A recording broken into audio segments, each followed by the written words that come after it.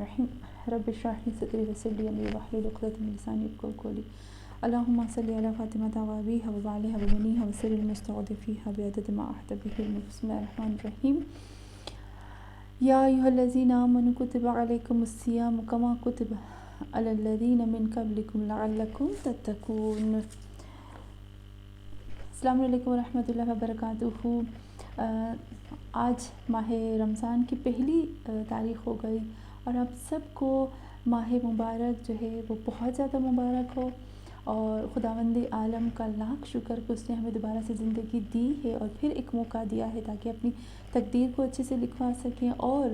ہم اس کے نزدیک ہو سکیں اور اس کے غصے اور غضب اور اس کی ناراضگی کو دور کر سکیں اور اپنے وقت کے امام سے اور نزدیک ہو سکے.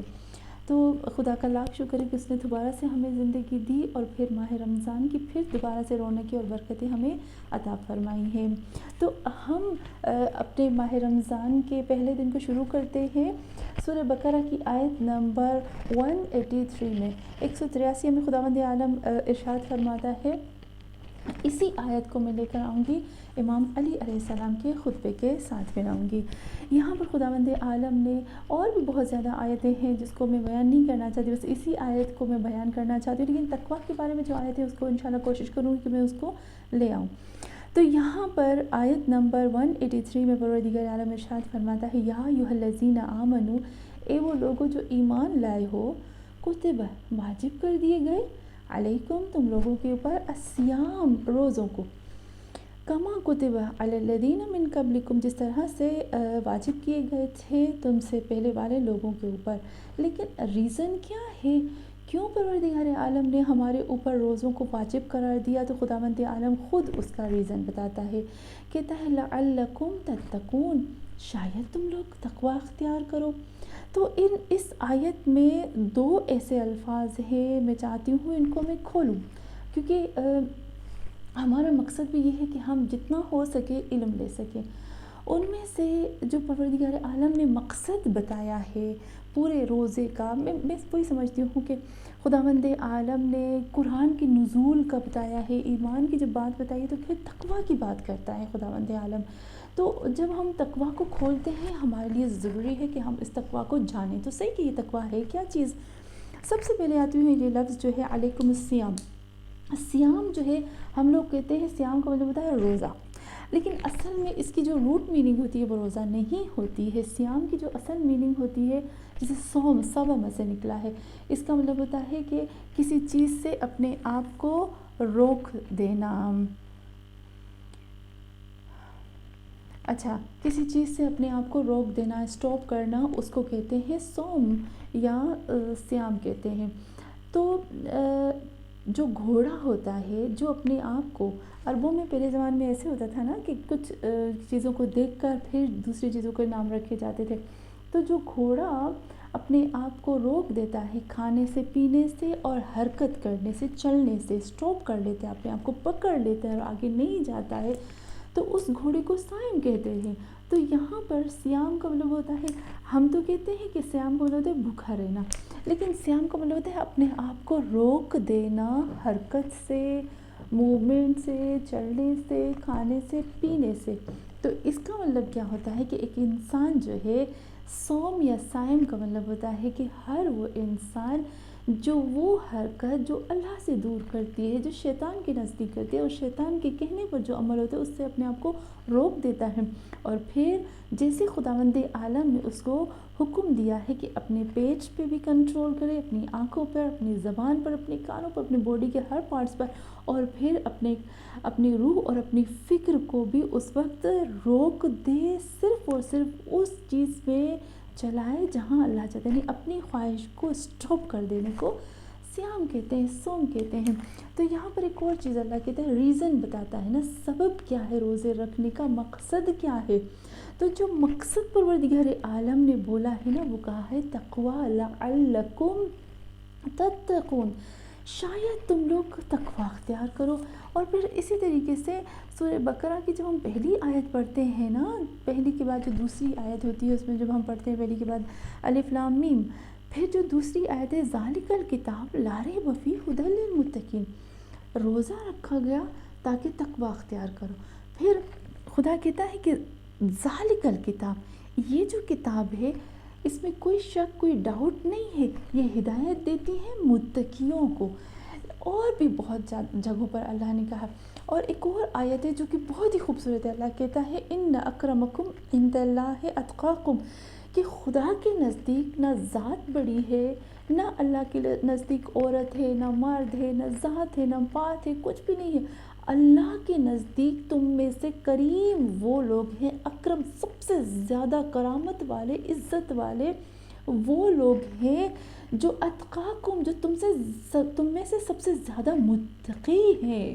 تو اتنی متقیوں کی اللہ نے بات کی ہے کہ میرے نزدیک جو تم میں سے اہمیت رکھتا ہے وہ متقی ہی رکھتا ہے۔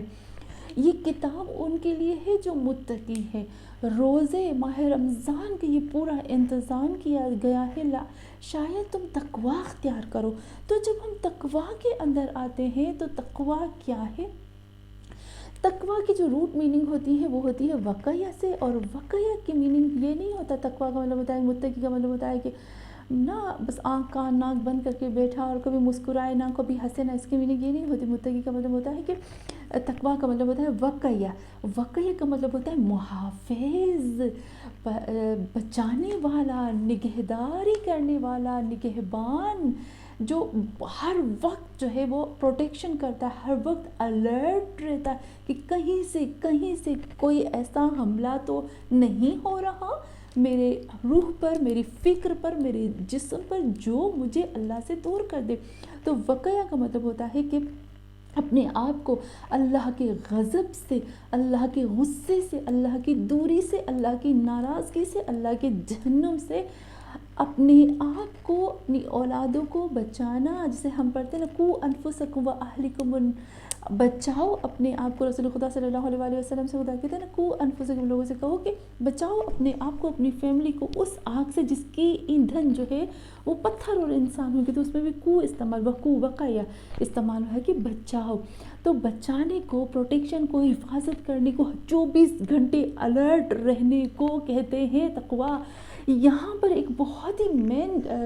جو ہے وہ چیز میں بتاتی ہوئی جاؤں، جب ہم کہتے ہیں نا ذالک الکتاب لا ریب فیہ ھدی للمتقین، کہ اس کتاب میں کوئی شک نہیں، کتاب ہدایت دیتی ہے متقیوں کو، تو مزے کی بات کیا آتی ہے؟ متقی اللہ نے کہا، نہیں کہا کہ یہ کتاب جو ہے وہ ہدایت دیتی ہے مومنین کو، نہیں کہا مسلمین کو، نہیں متقیوں کو کہا۔ آپ کو پتہ ہے متقی جو ہوتے ہیں نا، اس میں یہ ہم کہہ سکتے کہ یہودی بھی آ جاتے، کرسچن بھی آ جاتے، کوئی بھی آ جاتا ہے۔ آج جو دنیا میں بے انتہا لوگ مسلمان ہو رہے ہیں، اور پھر کتنے ڈاکٹر ہیں جو اپنی کلینک بند کرتے، ایکٹریس، ایکٹر ہوتے ہیں، سنگر ہوتے ہیں، سب کچھ چھوڑ چھاڑ کر وہ قرآن اور اہل بیت اور اللہ کے رسول کی طرف جاتے ہیں، اس کو سیکھتے، اپنا پورا کیریئر لگا دیتے ہیں۔ کہاں سے ہیں؟ تو یہاں متقی میں کوئی شرط نہیں ہے متقی کہ متقی مسلمان ہی ہو سکتا ہے، متقی مومن ہی ہو سکتا ہے، نہیں، متقی ہر وہ انسان جو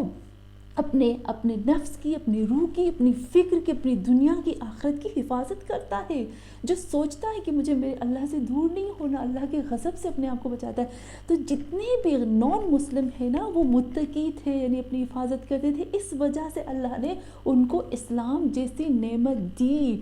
تو متقیوں میں یہ آ جاتا ہے۔ لیکن جب ہم کہتے ہیں کہ خداوند عالم نے قرآن میں کہا ہے کہ یہ جو ماہ رمضان کتب علیکم الصیام تمہارے اوپر واجب کر دی گئی، ان روزوں کو نہیں روکا گیا، اپنے نفس کو روکنے کا مہینہ،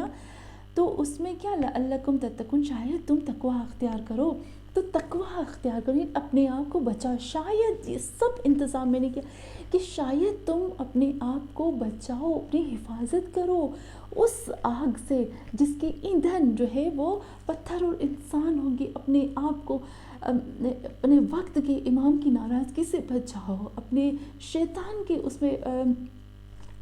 داخل ہونے کو، اپنے اندر شیطان کی انٹرفیئر کرنے سے اپنے آپ کو بچاؤ، اور پھر وہی اللہ کے غضب اور دوری سے اپنے آپ کو بچاؤ۔ تو یہاں پر جب ہم آتے ہیں تقویٰ، تو ہمارے لیے وہی لفظ کی میننگ تو ہمارے لیے کلیئر ہو جاتی ہے، کہ لفظوں کی میننگ کلیئر ہو گئی، کہ اللہ نے بھی کہا کہ ان اکرمکم عند اللہ اتقاکم، کہ اللہ کے نزدیک بھی کریم ترین وہ لوگ ہیں جو متقی ہوتے ہیں۔ لیکن یہاں سے تک تو ٹھیک ہے، ہمیں پتہ چل گیا، لیکن متقی کی صفتیں کیا ہوتی ہیں، متقی کی کوالٹیز کیا ہوتی ہیں، متقی سوچتا کیسے ہے، دیکھتا کیسے ہے، بولتا کیسے؟ وہی جو اپنے آپ کے پروٹیکشن کرتا ہے، 24 گھنٹے الرٹ رہتا ہے اپنے نفس، روح، فکر اور جسم کے لیے۔ آخر اس کا الرٹ رہنا کس انداز سے ہوتا ہے، کس طرح سے ہوتا ہے، یہ صرف اور صرف ہمیں بتاتے ہیں مولا کائنات امیر المومنین علی علیہ السلام اپنے خطبہ نہج البلاغہ خطبہ نمبر 193 میں امام نے سب بتا دیا۔ وہ متقی یعنی وہ جو الرٹ رہتا ہے، وہ نگہبان جو نگہبانی کرتا ہے اپنے پورے وجود کی، اس کی 110 صفتیں ہوتی ہیں، اور ان کی 110 صفتوں کو مولا کائنات امیر المومنین علی علیہ السلام نے اپنے خطبے میں بیان کیا ہے۔ لیکن امام کے بارے میں ملتا ہے کہ امام کے ایک صحابی ہیں جس کا نام ہے حمام۔ حمام جو ہے وہ امام کے پاس آتا ہے۔ حمام جو ہے جو دو چشمی ہے ہوتا ہے اس کے ساتھ لکھتے ہیں۔ ایک ہوتا ہے حمام، حمام جو ہوتا ہے وہ کبوتر کو بھی کہتے ہیں، حمام جو ہے دھونے کو بھی کہتے ہیں، حمیم جو ہوتا ہے وہ گرم کھولتے ہوئے پانی کو بھی کہتے ہیں، کھولتی ہوئی گرم چیز کو بھی کہتے ہیں، اور حمیم جو ہے وہ دوست کو بھی کہتے ہیں، حمیم جو ہے رشتہ دار کو بھی کہتے ہیں، فیملی کو بھی کہتے ہیں۔ حمیم کا مطلب ہوتا ہے گرم کھولتا ہوا، تو دوست اور فیملی اس لیے کہتے ہیں کیونکہ اگر ان کے ساتھ ناانصافی ہوتی، کوئی ان کے ساتھ برا کرتے تو ہمارا خون جو ہے وہ گرم ہو جاتا ہے، کھولنے لگتا ہے۔ اور یہاں پر لیکن یہ اس میں سے نہیں نکلتا ہے، یہ نکلتا ہے دو چشمی حمامہ سے، ہم اور غم کے نہیں کہتے ہم لوگ ہم و غم، تو یہ ہم جو ایک میننگ ہوتی ہے ہم کی، حمامہ کی یعنی غم اور تکلیف۔ جو دوسری میننگ ہوتی ہے لوہا جب پگھل کر بہنے لگتا ہے تو اس کو بھی حمامہ کہتے ہیں۔ اور تیسری جو میننگ ہوتی ہے حمامہ کی وہ یہی ہوتی ہے کہ مضبوط اور پکا ارادہ کرنا، جیسے ہم کہتے ہیں ہمت اسی میں سے نکلا ہے۔ تو حمام جو امام کے صحابی تھے ان کے بارے میں ملتا ہے کہ ان کا نام بھی اسی حمامہ سے نکلا ہے، یعنی مضبوط ارادے والا، پکا ارادے والا۔ تو حمام جو ہے وہ ایک دفعہ آتے ہیں اور امام مولا کائنات امیر المومنین علی علیہ السلام سے کہتا ہے کہ مولا آپ جو ہے وہ تھوڑا سا متقیوں کے بارے میں ہمیں بتائیں۔ تو یہاں پر یہ جو خطبہ ہے یہاں پر بہت زیادہ علماء کہتے ہیں یہ خطبہ سید رضی سے پہلے بھی لوگوں نے بیان کیا، اور یہ خطبہ نہج البلاغہ اور اس کے علاوہ اور بہت ہی خوبصورت یہ خطبہ ہے۔ میں جب ٹینیجر تھی اور میں جب حوزے میں تھی تب میں نے پڑھا تھا، اور جب اب ویسے تو میں ہمیشہ سنتی آئی تھی لیکن پھر دوبارہ سے جب مجھے بولا گیا کہ آپ خطبہ حمام پہ کرو، اور پھر جب میں نے اس کے اوپر تحقیق کی، اس کے ایک ایک لفظ کے اندر گئی اور اس کے روٹ ورڈز اور روٹ میننگ میں، تو میں نے دیکھا اس سے بڑا کوئی خوبصورت چیز تو ہو ہی نہیں سکتی کہ میرے مولا نے اس کو بیان کیا ہے۔ تو خطبہ حمام اتنا خوبصورت ہے کہ اگر ہم اپنی اولادوں کو اس کی تعلیم دینا اور ان کو اسی طریقے سے سکھا، اپنے مدرسوں میں، اپنے حوزوں میں، اپنے اسکولز میں، اپنے ہر گھروں میں اگر ہم یہ سکھائیں نا میرے مولا کا، تو ہمارے بچے کافی حد تک، میں سمجھتی ہوں کافی حد تک امام زمان علیہ السلام کے لیے خزانہ بن سکتے ہیں۔ تو یہاں پر جب حمام نے مولا سے فرمایا کہ مولا مجھے بتائیں کہ جو متقی ہوتے ہیں وہ کون ہوتے ہیں، تو تاریخ میں ملتا ہے کہ پہلے تو مولا کائنات امیر المومنین علی علیہ السلام نے اس کی طرف دیکھا، کہا کہ اے حمام بس اللہ سے تقوی رکھو اور نیکی کرو اور خداوند عالم کے نیک بندوں کے ساتھ احسان کرو، اور پھر تقوی پیش رکھو، اپنے آپ کو متقی بناؤ اور نیک لوگوں میں سے ہو جاؤ۔ جب امام علی علیہ السلام نے اس کو اتنا بتایا نا، تو اس وقت حمام جو تھا وہ قانع نہیں ہوا۔ مجھے لگتا ہے کہ جب مجھے بھی کوئی بتاتے ہیں نا تو میں تو قانع نہیں ہوتی، اور میں کہتی ہوں کہ نہیں مجھے تو پورے کا پورا چاہیے، جیسے میں چاہتی ہوں نہیں مجھے اور چاہیے۔ تو حمام نے بھی کہا، یقال له حمام کان رجل عبد فقال له یا امیر المومنین صف للمتقین حتی کانی انظر الیہم فتساقل عن جوابی ثم قال یا حمام اتق اللہ، کہا مولا مجھے متقیوں کی ایسی صفت بتاؤ جیسے میں اس کو دیکھ رہا ہوں. تو مولا کائنات نے کیا کہا، یا حمام اتق اللہ واحسن، اللہ سے ڈرو اور تقوی رکھو اور پھر احسان کرو. فإن اللہ مع الذین اتقوا، بے شک اللہ ان لوگوں کے ساتھ ہے جو تقوی کرتے ہیں، والذین هم محسنون، اور جو احسان کرتے ہیں. فلم یقنع حمام جو تھا وہ اس بات پہ قانع نہیں ہوا. اور پھر کیا کہتے ہیں حمام بہذا القول حتی عزم علیہ، یہاں تک وہ مضبوط امام کو بائی فورس کہتا ہے کہ نہیں مجھے اور چاہیے. فحمد اللہ واثنى علیہ وسلم علی النبی ثم قال، یہاں آتے ہیں کہ پہلے مولا کائنات امیر المومنین علی علیہ السلام نے اس کو کچھ بھی نہیں بتایا، اور پھر اس کے بعد جو ہے جب اس نے عزم یعنی مضبوط ارادہ رکھا اور فورس کیا کہ نہیں مولا مجھے جو ہے وہ یہ خطبہ سیکھنا ہے، تب جا کر امام علی علیہ السلام نے اس کو یہ جو صفتیں ہیں مومنین متقین کی پھر وہ بیان کی. لیکن انشاءاللہ میں اس کو بتاؤں گی، بس تھوڑا سا میں چاہتی ہوں کہ تھوڑے سے کچھ سوال آتے ہیں اس کے بارے میں کہ آخر کیا وجہ ہے کہ امام علی علیہ السلام نے اس کو پہلے سے نہیں بتایا، امام نے کیوں اس کو پہلے سے روکا اور پھر بتایا. تو اس کے جو ہے وہ 3-4 جواب ہمیں ملتے ہیں. سب سے پہلے جب ہم آتے ہیں کہ کیوں امام علی علیہ السلام نے جب اس نے کہا مجھے بتاؤ تو امام نے فوراً نہیں بتایا، اور پھر اس نے بہت زبردستی کی، فورس کیا اور مضبوط ارادہ رکھا، اور پھر جا کر امام نے بتایا. کیونکہ امام علی علیہ السلام کو نمبر 1 ان کو پتہ تھا کہ یہ ایک بہت سینسٹیو انسان ہے، وہ نہیں برداشت کر پائے گا. جیسے آخر میں ملتا ہے کہ حمام گر پڑا، غش میں آ گیا، اور پھر یہ ساری یہ متقیوں کی باتیں سنی، گرا، بے ہوش ہو گیا اور اس کی جان نکل گئی. تو امام علیہ السلام کو پتہ تھا کہ یہ بے انتہا حساس انسان ہے اور یہ برداشت نہیں کر پائے گا. اور دوسری بات یہ کہ امام کو پتہ تھا کہ ہماری اس محفل میں، اس مجلس میں کچھ غیر لوگ بھی موجود ہیں جو کہ اس خطبے کو صحیح طریقے سے نہیں لے سکتے ہیں جیسے لینا چاہیے. ہمیں پتہ ہے نا کہ پتہ ہوتا ہے کہ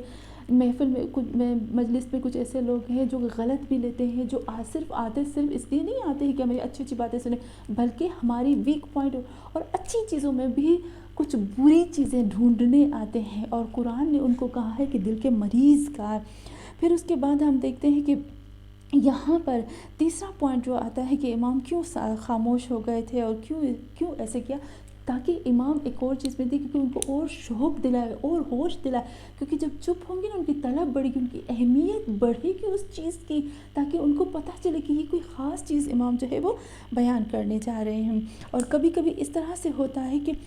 جب ہم کوئی بات کرتے ہیں تو پھر اس کو روک کر بیان کرتے ہیں، تاکہ وہ جو علمی چیز ہوتی ہے نا، جو فصیح اور بلیغ بات ہوتی ہے اس کو پہنچانے کے لیے ہوتا ہے. کبھی کبھی رسول خدا صلی اللہ علیہ وسلم جب کچھ بیان کرتے تھے اس کے بعد چپ ہو جاتے تھے اور پھر سوچتے تھے اور آہستہ بتاتے تھے، سوال کرتے. تو کسی نے کہا یا رسول آپ اس طرح اس لیے کرتے کیونکہ آپ سوچتے ہیں کہ